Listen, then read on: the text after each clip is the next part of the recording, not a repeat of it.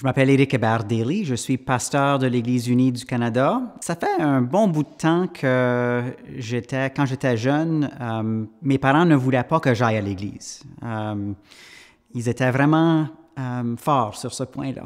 Ils ne voulaient absolument pas que j'y aille parce que pour eux, l'Église était quelque chose qui contrôlait, quelque chose qui leur disait exactement quoi faire et qui ne leur permettait pas beaucoup de flexibilité à découvrir leur foi chrétienne. Alors, j'ai découvert après ça l'Église unie du Canada et j'ai fait mon cheminement en tant que chrétien là et je suis devenu pasteur.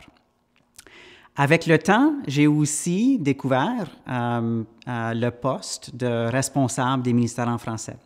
Et pour nous, c'est vraiment une place où les ministères en français de l'Église unie, alors les quelques douzaines à l'intérieur des 3000 paroisses anglophones, se retrouvent pour être capables de découvrir comment on peut offrir un lieu de partage selon sa spiritualité et sa foi. Et puis, parmi les paroisses existantes en français, on a aussi ce désir de vouloir parler aux gens qui n'ont pas encore découvert l'Église unie. Et puis, à un moment donné, on s'est dit, il faudrait vraiment faire un sondage. On a dit, ce serait bien de faire un sondage des Québécois. Alors, on a travaillé avec la compagnie Léger Marketing pour faire un sondage de 2000 Québécois francophones pour essayer de savoir comment on pourrait répondre à leurs besoins spirituels. À la fin du sondage, on a dit, est-ce que vous connaissez l'Église unie du Canada? Et puis, quand on a regardé les résultats, les gens ne connaissaient pas ça.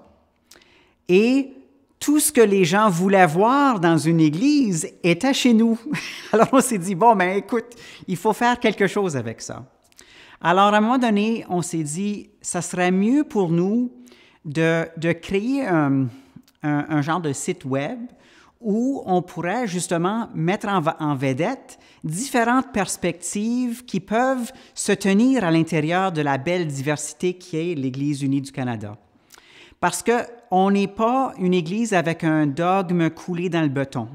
Alors, on voulait justement offrir un site où quelqu'un peut être assis à côté de quelqu'un d'autre et être en désaccord pour des raisons théologiques, des raisons pratiques, et dire « Non, je ne suis pas d'accord, mais je me vois toujours à être capable de cheminer avec toi. » Que c'est correct d'être en désaccord avec quelqu'un et de cheminer dans sa foi parce que souvent, ce qu'on va entendre chez l'autre va nous aider à nourrir notre propre foi.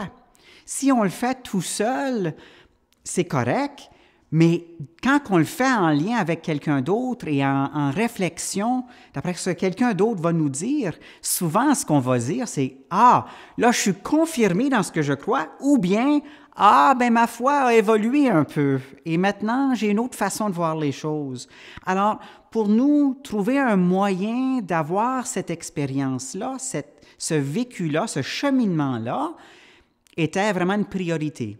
Alors voilà un peu la naissance de moncredo.org. On a décidé justement de choisir des vidéo-animateurs qui feraient des capsules vidéo avec nous et qui feraient aussi des groupes de discussion avec nous pour permettre à avoir une perspective variée. Alors, on a choisi 6 personnes qui sont très différentes dans leur perspective, dans leur vécu, dans leurs expériences, pour offrir un buffet de différentes options auxquelles les gens puissent écouter et auxquelles ils peuvent réagir eux-mêmes. Alors, c'est une façon pour nous de choisir des gens qui offrent une perspective qui est la leur, mais qui peut avoir des éléments auxquels on peut aller chercher pour nous-mêmes. Alors, c'est un peu dans ce contexte-là que l'idée des vidéo-animateurs a été créée. Pour moi, ce que j'aimerais bien avec mon credo, c'est que les gens puissent retrouver une partie de leur foi.